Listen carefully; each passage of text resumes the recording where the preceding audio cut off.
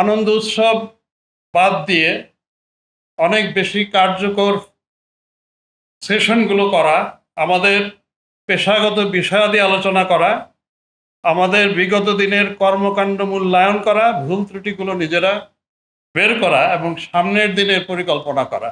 মূলত এইসব কাজগুলো নিয়ে আমরা ব্যস্ত থাকবো এই 3 দিন। সারা দেশ থেকে পুলিশ ইউনিটের যারা প্রধান, পুলিশ সুপার বৃন্দ এবং মেট্রোপলিটন পুলিশ কমিশনার বৃন্দ ওনারা আসবেন এবং ঢাকার সদর দপ্তরের যারা ঊর্ধ্বতন পুলিশ কর্মকর্তাবৃন্দ তারা থাকবেন। আমরা কিভাবে আগামী দিনে আরও কার্যকর পুলিশি সেবা মানুষকে দিতে পারি এবং যেসব চ্যালেঞ্জগুলো আছে, যেগুলো আসবে, সেগুলো আমরা কিভাবে উত্তরণ করব, অতিক্রম করব, সেগুলো নিয়ে আমরা কথা বলবো আমাদের মধ্যে।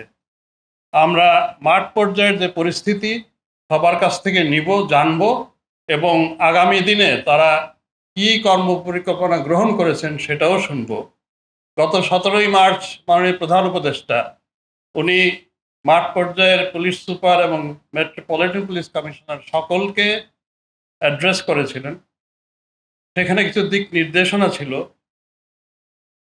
আমরা সেগুলো কিভাবে বাস্তবায়ন করব সেগুলো আমরা আলোচনা করব।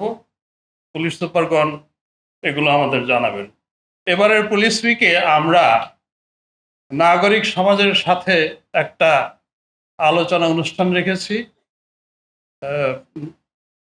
নাগরিক সমাজের বিভিন্ন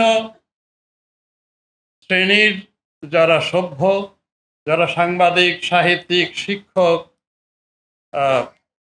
অথবা ছাত্র প্রতিনিধি, গীতিকার, ক্রীড়াবিদ, সবাইকে আমরা আমন্ত্রণ জানিয়েছি। একটা সেশনে আমরা ওনাদের কথা মুখ থেকে শুনতে চাই, পুলিশিং এর বিষয়ে তাদের ধারণা কি, তারা কি অভিজ্ঞতার সম্মুখীন হয়েছেন গত 7-8 মাসে এবং 5ই আগস্টের আগের সময়ে। আমরা আমাদের ভুল ত্রুটিগুলো তাদের কাছ থেকে শুনবো, আমরা আরো কিভাবে সামনে এগোতে পারি সেগুলো তাদের কাছ থেকে শোনার জন্য আমরা আশা রাখি। পুলিশ সপ্তাহের এই সময়টায় আমরা বরাবরের মতোই যারা প্রশংসনীয় কাজ করেছেন পুলিশের সদস্যরা, তাদেরকে পদকে ভূষিত করে থাকি। মাননীয় প্রধান উপদেষ্টা সদয় সম্মতি দিয়েছেন, তিনি এই পদক প্রদান নিজেই করবেন।